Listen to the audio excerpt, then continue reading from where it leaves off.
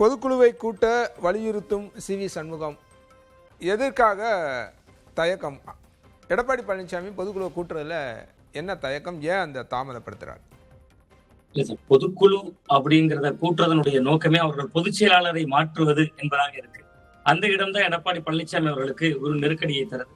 இப்ப நீங்க தோல்விக்கான காரணங்களை பேசுவோம், தோல்வி ஏன் அமைந்ததுன்னு பேசுவோம், ஆக்கப்பூர்வமான விமர்சனங்களை முன்னெடுப்போம் அப்படிங்கிற புள்ளியில் மட்டும் அவர்கள் ஒருவேளை அதற்கான காரணமாக சொல்லி அழைத்திருந்தா ஒருவேளை அதற்கு வாய்ப்பு இருந்திருக்கலாம். ஆனா அவர்கள் தொடர்ச்சியாக ஒரு விஷயத்தை முன்னெடுக்கிறாங்க. பொதுச் செயலாளரையே மாற்றம் செய்யணும் அப்படிங்கிறதா இதனோட ஒரு கிடல் அஜெண்டா அப்படின்னு சொல்லக்கூடிய ஒரு திரைமறைவு அஜெண்டாவாக இருக்கு. சோ அந்த இடம் தான் எடப்பாடி பழனிசாமி அவர்களுக்கு ஒரு நெருடலை தருது. எங்க பொதுக்குழுவை கூட்டினால் தன்னுடைய பொதுச் செயலாளர் இருக்கையை அது கேள்விக்குறியாக்கி விடுமோ என்கிற ஒரு பதட்டத்துல அல்லது ஒரு முன்னெச்சரிக்கை, அரசியலை பொறுத்தவரை முன்னெச்சரிக்கை அப்படின்னு நம்ம வைத்துக் கொள்ளலாம். அந்த அடிப்படையில் தான் அவர்கள் மிக முக்கியமாக என்னன்னா கிட்டத்தட்ட மாவட்ட செயலாளர்கள் பட்டியலிருந்து 28 பேரை விடுவிக்கிறார். ஏன்னா நாளைக்கு இன்னொரு பொதுச் செயலாளரை முன்மொழியணும்னா கூட அதிமுகவினுடைய உள் விதிகளின் படி ரொம்ப சரியா சொல்லக்கூட அதிமுக சட்ட விதி 19 உட்பிரிவு 7 கீழ் ஒரு பொதுச் செயலாளரை நியமிக்கணும்னா 10 பேர் முன்மொழியணும், 10 பேர் வழிமொழியணும். சோ அந்த இடத்திலேயே உங்களுக்கு ஒரு இனிஷியலா ஒரு செக் வைக்கிறார்.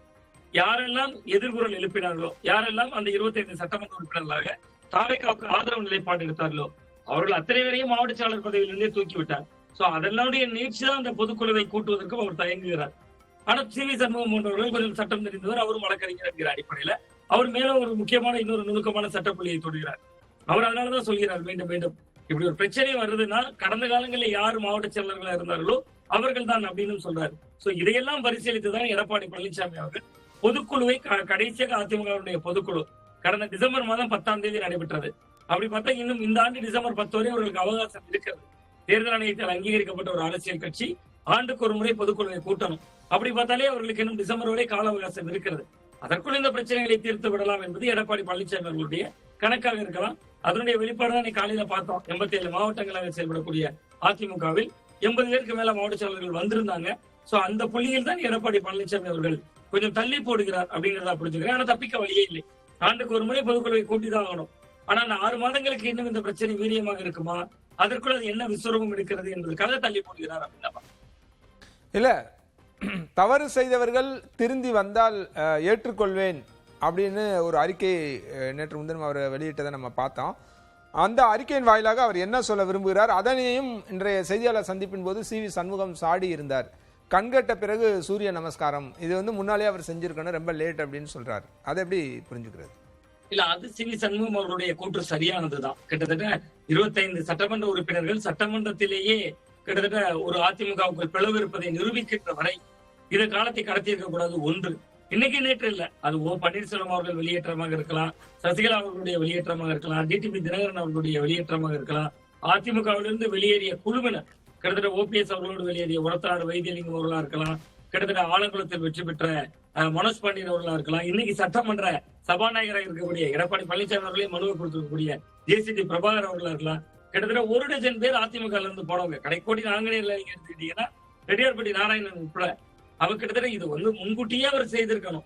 எந்த நிபந்தனையும் இன்றி வர தயார் ஓபிஎஸ் போன்றவர்கள் வேண்டுகோள் விடுத்த போது அம்மாவின் பிள்ளைகள் ஓரணியில் இணைய வேண்டும், ஒரு தாய்மையில் இணையணும் அப்படின்னு டிடிவி தினகரன் அவர்கள் வலியுறுத்திய போது நீங்க கடந்த தேர்தல் 2021 நினைவுல இருக்கும் நமக்கெல்லாம் 21 தொகுதிகளில் அதிமுகவோட வெற்றிக்கு டிடிவி தினகரன் அவர்கள் தனியாக இருந்ததுதான் காரணமாக இருந்தது. இந்த முறை அவர் சேர்த்துக் கொள்ளப்பட்டார். அந்த இடத்துல 4 தொகுதிகளோட வெற்றி வாய்ப்பை முதலமைச்சர் உட்பட சசிகலா அவர்கள் பறிச்சு கொண்டாங்கல்ல. அவர் கிட்டத்தட்ட அதிமுக தொடர்ந்து ஒரு 11 தோல்வியை சந்தித்து வருதுன்னா அதை அவர் பரிசீலனை செய்திருக்கணும். அந்த இடம் சி.வி. சண்முகம் அவர்கள் சொல்றது சரி. ஆனா இத்தனை முடிவுகளின் போதும் சி.வி. சண்முகம் உடன்பட்டு தான் இருந்தார். அதுதான் என்னோட கேள்வியும். இவர் சொல்றவர் இன்னைக்கு குறிப்பிட்டிருக்காரு, ஓபிஎஸ் முதற்கொண்டு யாரையுமே இவர் சேர்க்கல, ஓபிஎஸ் என்ன உறுப்பினரா வச்சுக்கிட்டா கூட போதும் அப்படின்னு அவர் கேட்டாரு. ஆனா அதை கூட இவர் ஏத்துக்கல அப்படின்னு இன்னைக்கு சி.வி. சண்முகம் சொல்றாரு. அப்படின்னா இது எல்லாம் நடக்கும்போது அவர் எங்கே இருந்தார்? அவர் உடன் தானே இருந்தாரு, எடப்பாடி பழனிசாமி கூட தானே இருந்தாரு. ஆமா, தனக்கு பாதிப்பு இல்லாத வரை அவர் பழனிசாமியின் பக்கம் நின்றார். என்றைக்கு சி.வி. சண்முகம் தரப்பிற்கு தனக்கான ஒரு பாதிப்பாக மாறுகிறதோ அப்பொழுதுதான் அவரை எதிர்குரல் எழுப்புகிறார். அது ரொம்ப அபத்தமானது.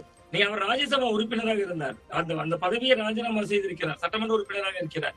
மற்ற தொண்டர்களுடைய நிலைமை, நீங்க 25 பேர் இன்னைக்கு அவர்களோடு இருக்காங்கன்னா கிட்டத்தட்ட எஸ்.பி. வேலுமணி, விஜயபாஸ்கர், மயிலத்தில் வெற்றி பெற்ற இவர் சி.வி. சண்முகம், விஜயபாஸ்கர், இன்னொரு கரூர் விஜயபாஸ்கர், இப்படி பல பேருமே உங்களுடைய அடையாளமே அதிமுக தானே.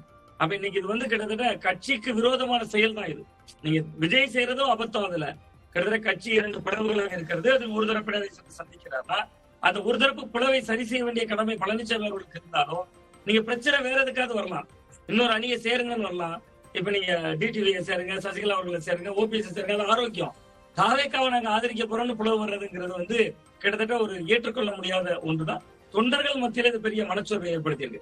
இங்க சி.வி. சண்முகம் அவர்கள் கடந்த காலங்கள்ல சசிகலா அவர்களை சேர்க்கவே முடியாதுன்னு அதிகமா பேசுனது சி.வி. சண்முகம் அவர்கள் தான். அவர் தான் அதிகமான பேட்டியை கொடுத்தார். விஜய் ஜெயலலிதா அவர்களுடைய மரணத்திற்கு பின்பு சசிகலா அவர்கள் வெளியேற்றப்பட்ட போது அதற்கு அதிகமாக பேட்டி கொடுத்தது அவர் தான். பட் அவ்வளத்திலையும் உடன் என்று விட்டு இன்னைக்கு தனக்கு ஒரு பாதிப்பு என்று வருகிற பொழுது மட்டும் அந்த அஸ்திரத்தை எடுக்கிறதும் அரசியல சரியான அணுகுமுறையாக இருக்காது. பட் அரசியலை பொறுத்தவரை பழைய நினைவுகளை மறந்து போறதும் புதிய கணக்குகளோடு பயணிக்கிறது தான் வழக்கம்ங்கிறதுனால சி.வி. சண்முகம் தரப்பு இந்த கணக்குல பயணிக்கிறாங்க அப்படின்னு நான் பாக்குறேன். இன்னைக்கு மாவட்ட செயலாளர் கூட்டத்தில் என்ன சார் நடந்தது? ரொம்ப முக்கியமா இப்போ அவங்க தரப்புல இருந்து 80 மாவட்ட செயலாளர் வந்தாங்கன்றது எடப்பாடி பழனிசாமி தரப்போட வாதமா இருக்கு. இந்த தரப்புல வந்து பெருசா நம்பர்ஸ் இல்லை. அவர் புதிதாக நியமிக்கப்பட்ட சி.வி. சண்முகமாக இருக்கட்டும், எஸ்பி வேலுமணியாக இருக்கட்டும், அவர்களுக்கு பதிலாக அல்லது மாற்றாக புதிதாக நியமிக்கப்பட்ட மாவட்ட செயலாளர்கள் எல்லாமே இன்னைக்கு கூட்டத்தில் பங்கேற்றாங்க. அதோட நமக்கு கிடைச்ச தகவல் அப்படின்ற வந்து இதெல்லாம் வந்து 2016 தொடர்ச்சியாக இது போன்ற நிகழ்வுகளை நம்ம பார்த்துக்கிட்டு தான் இருக்கோம். நீங்கள் அதை வந்து பெருசாக எடுத்துக்க வேணாம், இது காலப்போக்கில் சரியாயிடும் அப்படின்னு திரு எடப்பாடி பழனிசாமி கூட்டத்தில் பேசியதாக ஒரு தகவல் இருக்குது. அதை தாண்டி கையெழுத்து போடுறது வாங்குறது இந்த மாதிரியான விஷயங்களில் யாரும் வந்து இது பண்ணிட வேணாம் அப்படின்னு சொல்லி கையெழுத்து போட்டுற வேணாம் அப்படின்ற துணியில் பேசியதாகவும் ஒரு தகவல் இருக்குது. அதிகாரப்பூர்வமாக அவங்க வெளியிட்ட அறிக்கை அப்படின்றது வந்து 53 தொகுதிகள் கூட்டணியோட சேர்த்து 53 தொகுதிகள் வெற்றிக்கு வந்து காரணம் எடப்பாடி பழனிசாமி அவருக்கு நன்றி தெரிவிப்பதாக மாவட்ட செயலாளர் கூட்டத்தில் முடிவு செய்யப்பட்டதை ஒரு அதிகாரப்பூர்வ அறிக்கையாக நம்ம பார்க்குறோம். இதை தாண்டி அங்கே உள்ள என்ன நகர்வுகள் இருந்தது? கட்சியினுடைய உட்கட்சி பிரச்சனையை கூடுதல் நேரம் பேசியிருக்காங்க சார். அதுல ரொம்ப முக்கியமா எடப்பாடி பழனிசாமி அவர்கள் ஒரு விஷயத்தை சுட்டிக்காட்டியிருக்காரு.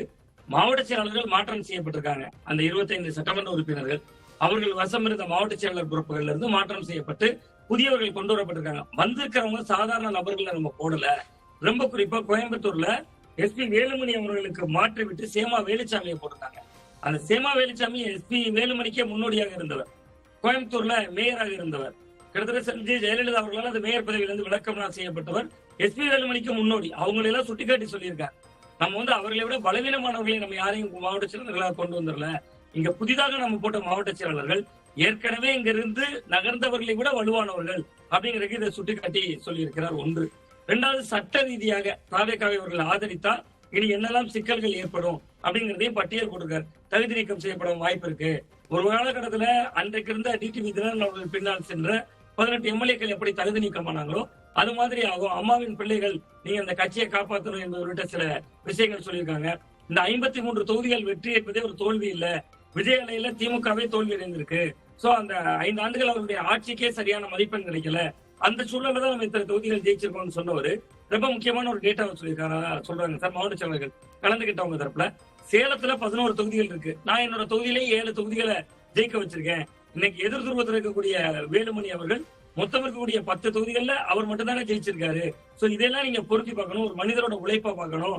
நான் கிட்டத்தட்ட 200 தொகுதிகளுக்கு மேல பயணிச்சிருக்கிறேன், அந்த பேருந்து வழியாக சென்றிருக்கேன் என்பது உள்ளத்தை தொடங்கி யாராவது கையெழுத்து கேட்டா கையெழுத்து போடாதீங்க. பொதுக்குழுவை கூட்டுறதுக்காக அவர்கள் சில வேலைகளை செய்யறாங்க. எஸ்பி வேலுமணி தரப்பு, சி.வி. சண்முகம் தரப்பு கிட்டத்தட்ட அதிமுகவோட பொதுக்குழுல 5 1 பங்கு பேரையாவது கையெழுத்து வாங்கணும் தமிழகம் முழுவதும் பயணிக்கிறாங்க. நீங்க மாவட்ட செயலராக இருக்கிறவங்க உங்க கண்ட்ரோல்ல இருக்கக்கூடிய பொதுக்குழு உறுப்பினர்கிட்ட இதை தெரியப்படுத்துங்க. நம்ம தேர்தல் ஆணையத்துக்கு முறைப்படி ஆண்டுக்கு ஒரு முறை பொதுக்குழுவை கூட்டுவோம், அப்ப நம்ம கூட்டுவோம். மற்றபடி கட்சியை போய் எழுச்சி பாதை கொண்டு போறோம். தாவேக்காவை விமர்சிங்கன்னு இருக்கு. கிரவுண்ட்லயே விமர்சிங்க, நம்மளே பொய்க்கால் குதிரை அரசுன்னு சொல்லிட்டோம். சோ இதை மக்கள் மன்றத்துல பேசுங்க, பல விஷயங்கள் அவர் மனந்திருந்து பேசியதா சொல்றாங்க. பட் அந்த புள்ளிகளை வைத்து பாக்குறப்ப கிட்டத்தட்ட அதிமுக இனி தாவேக்கா எதிர்ப்பிலும் கொஞ்சம் தீவிரம் காட்டுவாங்க. இந்த 25 பேர் மன்னிப்போம் மறப்போம் என்ற அண்ணாமலையின் அரிச்சுவடியை போல அவர் எடப்பாடி பழனிசாமி அவர்கள் ஒரு அறிக்கையை விட்டுட்டாலும் கூட அவர்கள் மீது ஒரு தீராத கோபத்தில் இருக்காரு அப்படிங்கறத காட்டுறதா சொல்றாங்க. கலந்துகிட்ட சில மூத்த நிர்வாகிகள்கிட்ட பேசுறப்ப அப்படிதான் தகவல்கள் வருது.